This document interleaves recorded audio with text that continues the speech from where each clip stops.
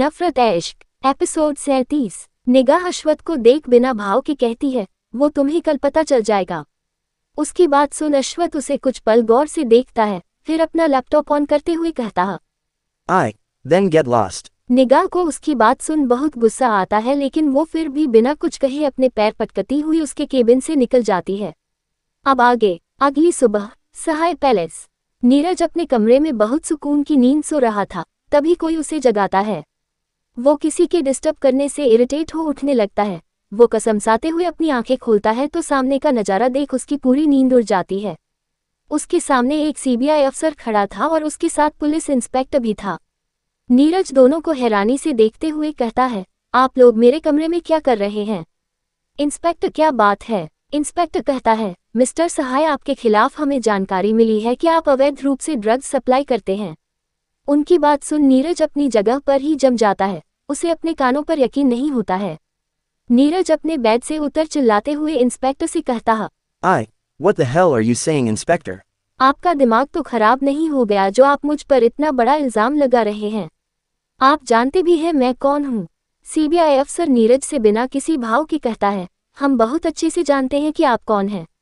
आवाज नीचे रखकर बात कीजिए मिस्टर सहाय, एक पुलिस अफसर पर चिल्लाने के जुर्म में हम आपको गिरफ्तार भी कर सकते हैं। वैसे आप इतना घबरा क्यों रहे हैं? अगर आप बेगुनाह हैं तो शांत रहिए, आपके घर की तलाशी के बाद हम चले जाएंगे। नीरज कंफ्यूज हुआ कहता है, क्या तलाशी? अफसर कहता है, हाँ, इस समय आपके घर की तलाशी चल रही है। अगर कोई सबूत नहीं मिला तो ठीक है, और अगर मिल गया तो आप बहुत बुरे फंसने वाले हैं मिस्टर सहाय, इसलिए अपने लिए प्रार्थना करें कि हमें कोई सबूत ना मिले। नीरज उनकी बात सुन शॉक्ड रह जाता है। वो जल्दी से अपने कमरे से बाहर निकलता है और कॉरिडोर से ही हॉल में देखता है। हॉल में सब जगह हवलदार और सीबीआई अफसर एक एक चीज की तलाशी ले रहे थे। नीरज जल्दी से नीचे जाता है। इंस्पेक्टर और अफसर भी कमरे से निकल जाते हैं। नीरज सीढ़ियों से नीचे आते हुए चिल्लाकर सबसे कहता है, ये सब क्या चल रहा है मेरे घर में? बंद करो अपनी तलाशी। सारे हवलदार और अफसर उसे देखने लगते हैं। नीरज अब तक नीचे आ चुका था। इंस्पेक्टर और अफसर भी नीचे आ गए थे। इंस्पेक्टर नीरज से कहता है, कोई तलाशी नहीं रुकेगी जब तक आप पर लगा आरोप गलत साबित नहीं होता। हम अपना काम करते रहेंगे। ये पकड़िए आपके घर का सर्च वारंट। ये बोल इंस्पेक्टर नीरज के हाथ में सर्च वारंट थमा देता है। नीरज हैरान हुए उसे देखने लगता है। नीरज इंस्पेक्टर को देखते हुए कहता है, ये गलत आपको जानकारी किसने दी? नाम बताए मुझे उसका। इंस्पेक्टर बिना भाव के नीरज को देख कहता है, ये एक गोपनीय जानकारी है, हम किसी को नहीं बता सकते। तभी एक सीबीआई अफसर हेड अफसर और इंस्पेक्टर के पास आता है। वो अपने हाथ में ड्रग्स का एक पैकेट दिखाते हुए उन दोनों से कहता है, सर, ये ड्रग्स इनकी सोफे से मिला है, ये देखिए। तीनों का ध्यान उस पर जाता है। नीरज उसके हाथों में ड्रग्स देख शॉक रह जाता है। उसका दिमाग काम बंद कर देता है। वो जैसे कुछ पल के लिए सांसें लेना भूल गया हो।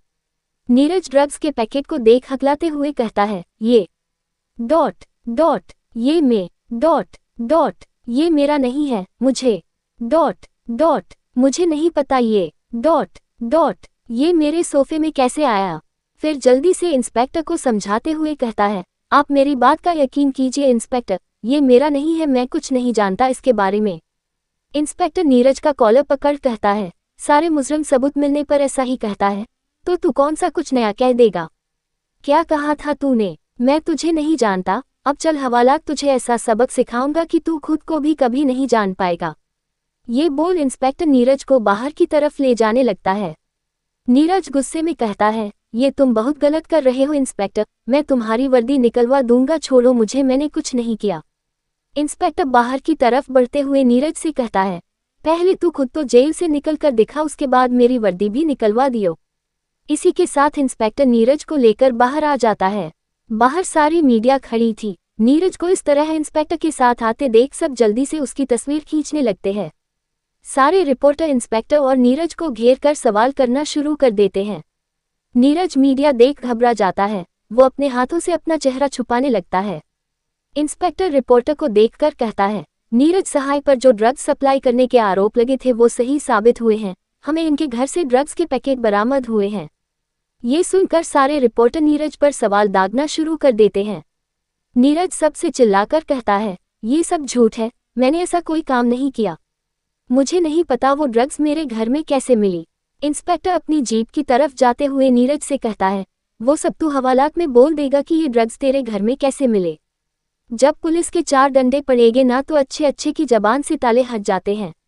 ये बोल इंस्पेक्टर नीरज को जीप में बैठाकर पुलिस स्टेशन लेकर चले जाता है। अंदर सीबीआई अधिकारी और बाकी हवलदार अभी भी तलाशी ले रहे थे। अब तक उन्हें 2 बैग ड्रग्स के मिल चुके थे। हेड अफसर सबसे कहते हैं, घर का चापा चापा छान मारो, एक कोना मत छोड़ना। सारे अधिकारी और हवलदार हर तरफ ड्रग्स ढूंढने लगते हैं। कैसे आए नीरज के घर में ड्रग्स? क्या सच में नीरज ड्रग्स सप्लाई करता है या है ये किसी की साजिश? एपिसोड 38। अब आगे। मेहरा इंटरप्राइजेज। निगाह अपने केबिन में अपनी चेयर पर लीन होकर न्यूज़ देख रही थी। उसके चेहरे पर इस वक्त एक बहुत ही खतरनाक मुस्कान थी। उसके साथ तान्या और त्रिशा भी थी। वो दोनों भी टीवी को देखते हुए बेहद खुश थी क्योंकि न्यूज पर नीरज के ड्रग्स वाली खबर आ रही थी। तान्या निगाह को देख कहती है, मैम, पुलिस को ये खबर तो हमने ही दी थी, लेकिन आपके पास ड्रग्स कहाँ से आए? आपने कहा था कि इस सवाल का जवाब मुझे आज मिल जाएगा, लेकिन अब तक मुझे जवाब नहीं मिला। तभी दरवाजे पर किसी की आवाज़ आती है। वो आदमी दरवाजे पर से निगाह को देखता हुआ तिरछी मुस्कान के साथ कहता है, इसका जवाब मेरे पास है। तान्या और त्रिशा दोनों दरवाजे पर देखती है। उस आदमी को देख थोड़ा हैरान हो जाती है। निगाह टीवी देखते हुए तिरछी मुस्कान के साथ उस आदमी से कहती है, Welcome to Mera Enterprises, Devil. ये बोल वो अपनी नजरें अश्वथ पर करती है। अश्वथ निगाह को देखते हुए धीरे कदमों से चलकर उसके सामने खड़ा हो जाता है। त्रिशा और तान्या दोनों उसे विश करती है। निगाह अपनी चेयर से उठ अश्वथ को बैठने को बोलती है। अश्वथ एक नज़र चेयर को देख निगाह से कहता है, एंजल, मैं भी दूसरों की जगह पर बैठना कुछ खास पसंद नहीं करता। निगाह अश्वथ के पास आकर उसके चेहरे पर उंगली फेरती हुई कहती है, Come on, Devil. आज निगाह मेहरा जिस पोजीशन पर है, वो जो कर पा रही है उसमें सबसे बड़ा रोल तुम्हारा है, इसलिए मेरी हर चीज पर सबसे पहला हक मेरे डेविल का है। फिर वो अश्वथ का हाथ पकड़ उसे अपनी चेयर पर बैठाकर कहती है, यहाँ तक कि निगाह मेहरा की सांसों पर भी सिर्फ उसके डेविल का हक है। तान्या और त्रिशा दोनों ने अपना चेहरा दूसरी तरफ किया हुआ था। निगाह की बात सुन अश्वथ उसके होठों पर पैक करता है। निगाह सीधी खड़ी हो उन दोनों से कहती है, Assistants, turn. तान्या और त्रिशा दोनों निगाह और अश्वथ की तरफ घूमती है। अश्वथ टीवी पर देखते हुए तान्या से कहता है, एंजल अंडरवर्ल्ड की क्वीन है, इसलिए उसके लिए ड्रग्स तक पहुंचना कोई बड़ी बात नहीं थी। तान्या और त्रिशा उसकी बात सुन निगाह को हैरानी से देखने लगती है। निगाह अश्वथ को एक तिरछी मुस्कान के साथ देख रही थी। त्रिशा अपनी नजरें झुकाकर अश्वथ से कहती है, बॉस, क्या मैं एक सवाल पूछ सकती हूँ? अश्वथ से पहले निगाह त्रिशा को देखती हुई कहती है, यही ना कि वो ड्रग्स नीरज के घर में कैसे पहुंचे? त्रिशा उसको शॉक्ड हुई देखती है, फिर अपना सर हाँ में हिला देती है।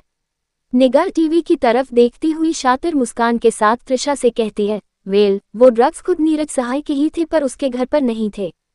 तान्या और त्रिशा अब उसकी बात से हैरान के साथ कंफ्यूज भी हो रही थी। तान्या निगाह को देख कहती है, मैम, अगर वो ड्रग्स खुद नीरज सहाय के थे तो उसके बारे में आपको कैसे पता चला?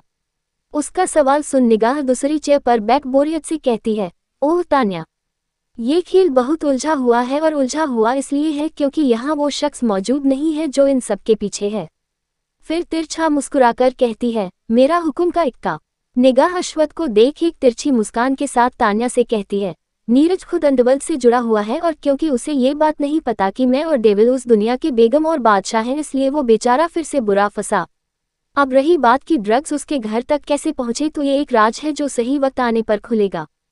फिर तान्या और त्रिशा को देख कहती है, तब तक के लिए तुम दोनों आज ऑफ लो और नीरज सहाय की दूसरी बर्बादी एंजॉय करो। तान्या और त्रिशा दोनों उसकी बात सुन केबिन से निकल जाती है। उनके जाने के बाद निगाह अश्वथ के पास जाती है और सीधा उसकी गोद में बैठ जाती है। अश्वथ निगाह की कमर पर अपनी पकड़ कस देता है। निगाह उसकी गर्दन पर अपने होंठ फेरते हुए कहती है, How was my decision, Devil?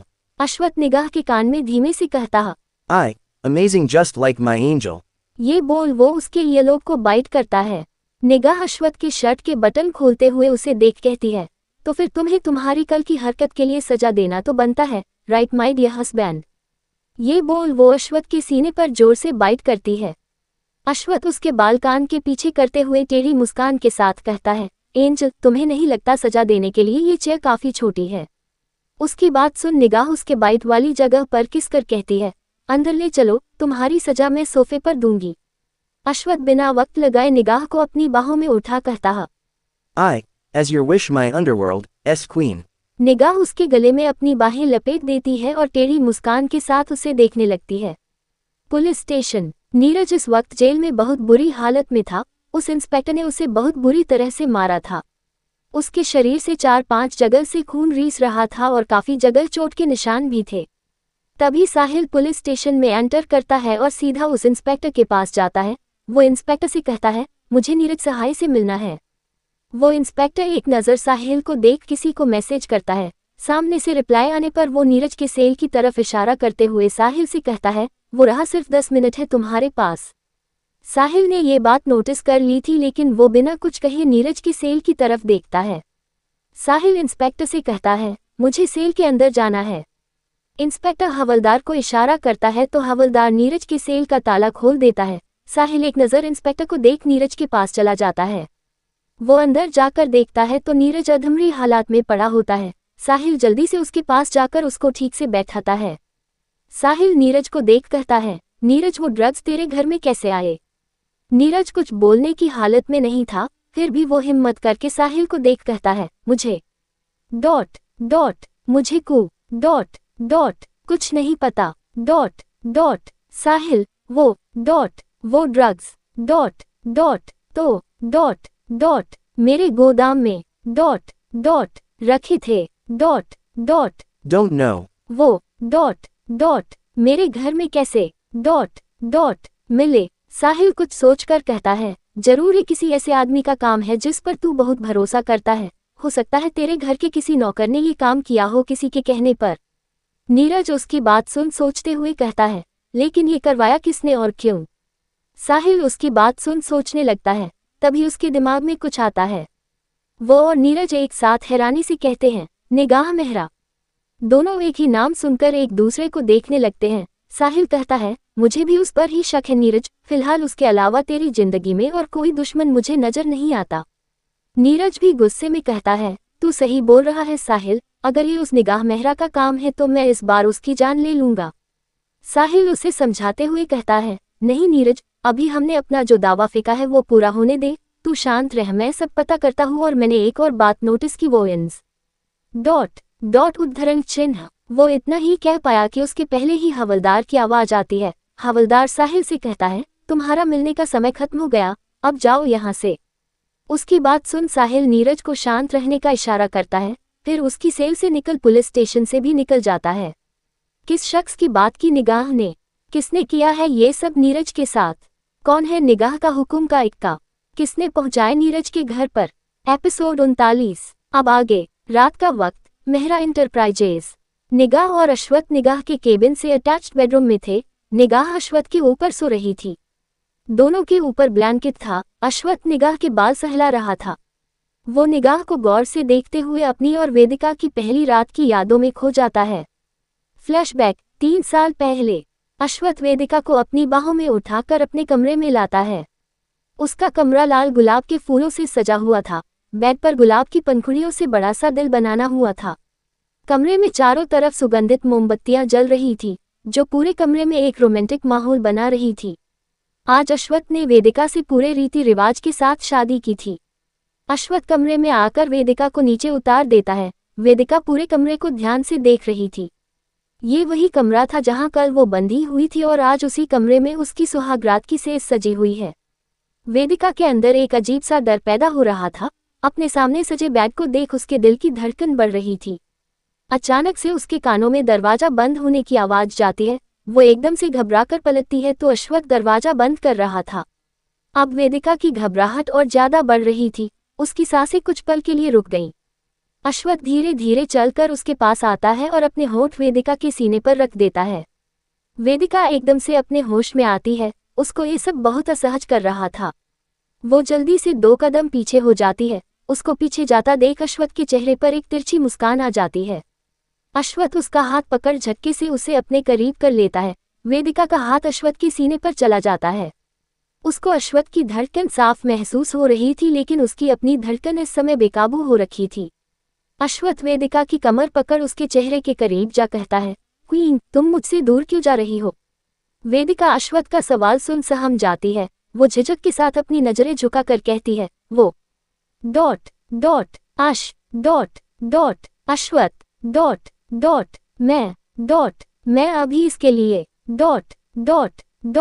तैयार नहीं हूँ। अश्वत उसके कान के पास धीमी आवाज में कहता है, तो तैयार हो जाओ क्वीन, क्योंकि आज हमारी सुहागरात है। अश्वत धनराज हर काम समय पर ही करता है, तो हमारी सुहागरात भी अभी ही होगी। वेदिका को अश्वत की गर्म सांसें अपने गले पर महसूस हो रही थी, जिससे उसकी घबराहट और धड़कन दोनों बढ़ रही थी। अश्वत बिना वक्त लगाए वेदिका के गले को चूमना शुरू कर देता है। वेदिका के पूरे शरीर में एक सिहरन सी दौड़ जाती है। वेदिका की सांसें तेज हो जाती हैं, जो अश्वत अपने गले पर महसूस कर पा रहा था। वेदिका अपनी सांसें काबू कर एक बार फिर अश्वत से कहती है, अश्वत क्या आप कुछ दिन नहीं रुक सकते प्लीज? मैं अभी तैयार नहीं हूँ। अश्वत एकदम से वेदिका को अपनी बाहों में उठा लेता है। वेदिका शॉक रह जाती है। अश्वत उसको बिस्तर पर सुला देता है। अश्वत खुद उसके ऊपर आकर उसके होठों के पास कहता है, कुछ दिन बाद ऐसा क्या हो जाएगा क्वीन, जो तुम तैयार हो जाओगी? अभी तुम तैयार नहीं हो तो कोई बात नहीं, मैं तुम्हें प्यार कर लेता हूँ। जब कुछ दिन बाद तुम तैयार हो जाना तब तुम मुझे प्यार कर लेना। वेदिका अब कुछ बोलने लायक नहीं थी। वो अच्छे से जानती थी आज नहीं तो कल ये उनके बीच होना ही था, लेकिन एक ही दिन में एक अनजान शख्स के इतना करीब होना उसे असहज महसूस हो रहा था, भले ही वो इंसान अब उसका पति था। अश्वत उसको कुछ न बोलता देख अपने होठों को उसके होठों से जोड़ देता है और बहुत ही सॉफ्टली किस करने लगता है। वेदिका की धड़कन बढ़ जाती है। वो अपने हाथ में अश्वत का कुर्ता कसकर भींच लेती है। बढ़ते वक्त के साथ अश्वत अपनी किस पैशनेट करते जा रहा था। वेदिका की अब सांसें उखड़ने लगी थी। जब वेदिका से और बर्दाश्त नहीं होता तो वो चेहरा दूसरी तरफ कर तेज तेज सांसें लेने लगती है। अश्वत बिना वक्त लगाए उसके गाल को चूम लेता है। अश्वत उसके गाल को चूमते हुए उसके गले तक आ जाता है। वो वेदिका के चोकर को पीछे से ढीला कर उसे निकाल कर फेंक देता है। फिर उसका रानी हार भी निकाल कर फेंक देता है। वेदिका समझ गई थी कि अश्वत नहीं रुकेगा। अश्वत धीरे धीरे उसकी सारी ज्वेलरी निकाल के बैग के नीचे फेंक देता है। वो वेदिका का मंगलसूत्र भी निकालने लगता है। वेदिका उसका हाथ पकड़ जल्दी से कहती है, इसे मत निकालिए प्लीज। अश्वत उसके सीने पर किसकर कहता है, ये मुझे डिस्टर्ब कर रहा है। वेदिका शर्म से अपनी नजरें झुकाकर कहती है, प्लीज रहने दीजिए, ये आपके होने की निशानी है। अश्वत उसकी बात सुन मंगलसूत्र नहीं उतारता। वो वेदिका को पलट उसकी पीठ को चूमने लगता है। वेदिका की घबराहट बढ़ती जा रही थी। अश्वत की छून उसकी सांसें और धड़कन बेकाबू कर रही थी। अश्वत उसके ब्लाउज के कोड्स खोल देता है और एक झटके से उसका ब्लाउज निकाल कर फेंक देता है। अभी वेदिका खुद की सांसें काबू भी नहीं कर पाई कि अचानक इस हरकत से वो घबरा जाती है। उसके हाथ खुद अपने सीने को छुपा लेते हैं। वो अपने पैरों को समेट अपने सीने तक कर लेती है, जिससे उसका सीना छुप जाए। वेदिका ने ब्लाउज के अंदर कुछ नहीं पहना था, जिससे वो अब न्यूड थी। उसकी गोरी पीठ अश्वत की तरफ थी, जो अश्वत के अंदर के भूखे शेर को शिकार के लिए न्योता दे रही थी। अश्वत उसकी कमर पकड़ उसे अपने करीब करता है और उसकी पीठ को सब जगह चूमना शुरू कर देता है। अचानक से अश्वत वेदिका की पीठ पर काटता है। उसके दर्द से वेदिका के मुंह से एक आह निकल जाती है। अश्वत उसको पलट अपने सामने करता है। वेदिका ने अपने सीने को छुपाते हुए अपनी पलकें झुका रखी थी। अश्वत उसके होठों पर पैक कर धीमे से कहता है, अपना हाथ हटाओ क्वीन, मुझे तुम्हें हर तरह से देखना है। उसकी बात सुन वेदिका को बहुत शर्म आ रही थी। वो बिना कुछ कहे वैसे ही रहती है। अश्वत उसके गाल पर किसकर अपनी सर्द आवाज में कहता है, मैंने कहा अपना हाथ हटाओ। वेदिका उसकी आवाज सुन सहम जाती है। वो अपनी नजरें झुकाई धीरे से कहती है, जी मुझे शर्म आएगी। उसकी बात सुन अश्वत के चेहरे पर एक तिरछी मुस्कान आ जाती है। वो वेदिका के गले को चूमते हुए धीरे से उसके लहंगे की डोरी खोल देता है। डोरी खुलते ही अश्वत उसके ऊपर से उठे एक झटके से उसका लहंगा खींच देता है। वेदिका अचानक से हुई हरकत से हैरान रह जाती है। वो जल्दी से अपने हाथों से खुद को नीचे से कवर करने लगती है, जिसमें उसका सीना दिखने लगता है। ये ख्याल आते ही वो वापस अपने सीने को ढकने जा ही रही थी कि तभी अश्वत उसके दोनों उभारों पर अपने हाथ रख देता है। वेदिका हैरान रह जाती है। ये सब उसे बहुत अजीब लग रहा था। अश्वत उसका पति था, लेकिन एक ही दिन में उसका इतना करीब होना वेदिका को असहज कर रहा था। अश्वत उसके उभारों को प्रेस करते हुए उसके चेहरे के करीब जाकर कहता है, क्वीन, अब ये शर्म का पर्दा गिरा दो, कहीं ना कहीं से तो शुरुआत होगी ही। तुम चाह कर भी मुझसे मेरी चीज नहीं छुपा सकती। वेदिका उसकी बात का कोई जवाब नहीं देती क्योंकि वो जानती थी अश्वथ जो भी बोल रहा है सही ही है। अश्वथ उसके सीने को चूमने लगता है। उसकी गर्म सांसें वेदिका के सीने पर पड़ रही थी जो उसकी सांसें तेज कर रही थी। उसका सीना ऊपर नीचे हो रहा था जिससे अश्वथ की प्यास बढ़ती जा रही थी। अश्वथ उसके उभारों को चूमते हुए उस पर बाइट करता है। वेदिका के मुंह से दर्द से एक सिस्क निकल जाती है। वो जल्दी से अश्वथ से कहती है, Ashwat, please don't bite, it's paining. Ashwath उसकी बाइट वाली जगह पर किस कर कहता है, But I love biting, queen. और अभी तो तुम्हें काफी दर्द बर्दाश्त करना है। वेदिका उसकी बात का मतलब समझ रही थी जिससे उसकी घबराहट बढ़ रही थी। अश्वथ उसके ऊपर से उठ अपने सारे कपड़े निकाल देता है और वेदिका का भी अंडरगारमेंट निकाल कर फेंक देता है। वेदिका अश्वथ को बिल्कुल नहीं देख रही थी, उसको अश्वथ से बहुत शर्म आ रही थी। वेदिका ने अपने पैर समेट रखे थे। अश्वथ उसके पैरों को स्प्रेड करने लगता है। वेदिका घबराहट से अपनी आंखें बंद कर बेडशीट अपनी मुट्ठी में भींच लेती है। अश्वथ उसके पैरों के बीच आकर उसके ऊपर झुक जाता है और अपने होठों को उसके होठों से जोड़ देता है। वो वेदिका को बहुत प्यार से किस कर रहा था। वेदिका भी उसकी किस में मदहोश हो रही थी, वो भी उसका साथ देना शुरू कर देती है। वेदिका को किस करना नहीं आ रहा था लेकिन अश्वथ उसका साथ पाकर खुश था।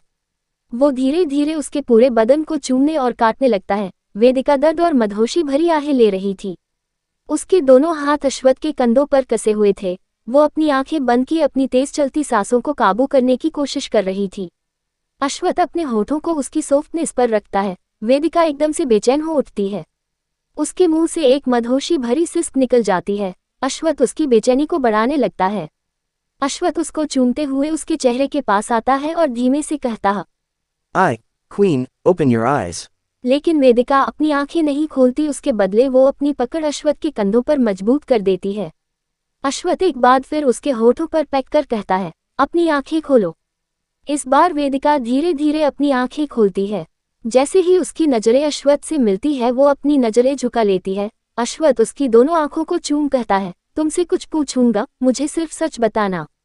वेदिका उसकी बात सुन उसे देख अपना सर हल्के से हाँ में हिला देती है। अश्वथ उसकी आंखों में देख कहता है, Are you virgin? वेदिका उसका सवाल सुन हैरान रह जाती है। वो धीरे से कहती है, अगर मैं वजन नहीं हुई तो क्या आप मुझे छोड़ देंगे? अश्वथ उसके होठों पर पैक कर कहता है, बिल्कुल नहीं, मैं सिर्फ इसलिए पूछ रहा था कि तुम्हें दर्द कम हो। उसका जवाब सुन वेदिका अंदर ही अंदर बहुत खुशी होती है। वो खुद को मुस्कुराने से रोक नहीं पाती। वो मुस्कुराते हुए अपनी नजरें झुकाकर कहती है, जी वो आप पहले ही है जिसने मुझे छुआ है। आज से पहले कोई मेरे इतने करीब नहीं आया। उसका जवाब सुन अश्वथ को भी बहुत खुशी होती है। वो उसके माथे को चूम लेता है। अश्वथ उसके गाल को चूमते हुए कहता है, पहली बार में दर्द होता है, तुम बर्दाश्त करना, थोड़ी देर में तुम्हें भी अच्छा लगने लगेगा। उसकी बात सुन वेदिका की धड़कन बढ़ने लगती है। उसकी घबराहट अब बेहिसाब हो गई थी। अश्वथ उसके सीने पर किस करने लगता है। कुछ ही देर में वो एकदम से वेदिका के अंदर एंटर करता है। दर्द से वेदिका की चीख निकल जाती है। तभी अश्वथ उसके होठों पर अपने होठों का रख किस करने लगता है। वेदिका की आंख से आंसू बहने लगते हैं। उसके नाखून अश्वथ के शरीर पर निशान बना रहे थे। अश्वथ उसको किस करते हुए अपनी स्पीड धीरे धीरे बढ़ा रहा था। वेदिका के मुंह से दर्द भरी आवाजें निकल रही है लेकिन अश्वथ के किस करने से वो उसके गले में ही दब कर रह जा रही थी। सुबह के 3 बजे के करीब अश्वथ वेदिका से अलग होता है। दोनों पूरी तरह पसीने से भीग चुके थे। अश्वथ खुद को और वेदिका को ब्लैंकेट से कवर करता है और उसके चेहरे को देखने लगता है। थकान और दर्द वेदिका के चेहरे पर साफ दिख रहा था। उसकी आंखें बंद थी पर उसके चेहरे पर आंसू की धाराएं साफ नजर आ रही थी। वेदिका उसके सामने बेजान सी पड़ी हुई थी। उसमें इतनी भी हिम्मत नहीं थी कि वो अपनी आंखें खोल अश्वथ को देखे। अश्वथ उसके पूरे चेहरे को चूम लेता है, फिर उसका सर अपने सीने पर रख उसे अपनी बाहों में भर लेता है और उसके बाल सहलाने लगता है। कुछ ही देर में वेदिका सो जाती है। अश्वथ भी उसको अपनी बाहों में भरकर सो जाता है। आगे की स्टोरी के लिए कमेंट कीजिए।